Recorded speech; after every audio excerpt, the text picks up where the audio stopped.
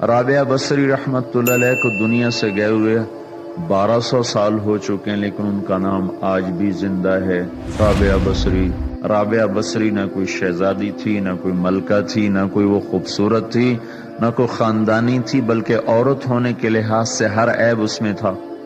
ان کی عادت یہ تھی، وہ روزانہ عشاء کی نماز کے بعد غسل کر کے کپڑے بدل کے اپنے خامن سے پوچھتی آپ کو میری ضرورت ہے؟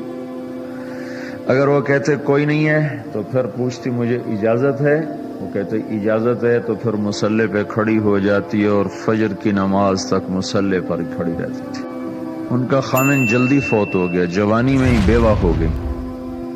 تو حسن بصری بصرہ کے امام، کیا سارے مسلمانوں کے امام تھے، وہ خود آئے، خود چل کے آئے کہ میں آپ سے شادی کرنا چاہتا ہوں۔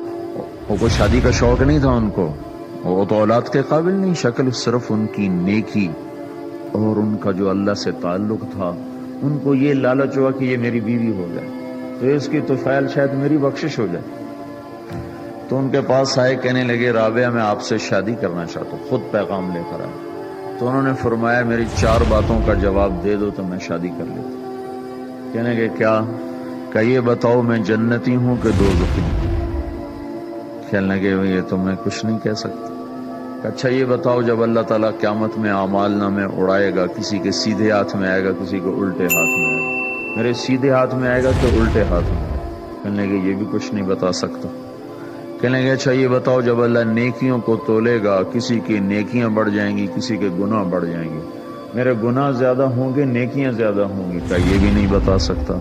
کہ اچھا یہ بتاؤ جب لوگ پل صراط سے گزریں گے، کوئی پار نکل جائیں گے، کوئی نیچے گر جائیں گے، تو میں پار نکلوں گی کہ دوزخ میں گروں گی؟ کہنے لگے یہ بھی میں نہیں بتا سکتا۔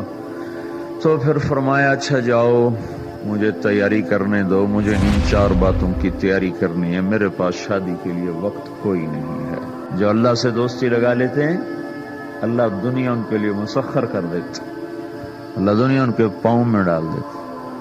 تو جب ان کا انتقال ہوا، رات کو ان کا انتقال ہوا، تو اپنی خادمہ سے کہا بس 2-4 آدمی بلا کے مجھے جلدی سے دفن کر دو، کسی کو نہ بتاؤ، صبح لوگوں کو بتا دینا،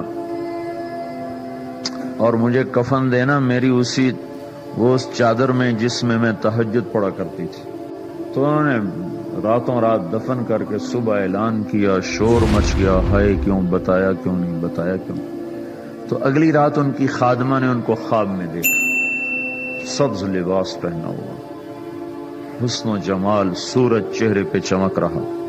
پوچھا آپ کے ساتھ کیا ہوا؟ کہا میرے اللہ نے میرے ساتھ بہت عمدہ معاملہ کیا۔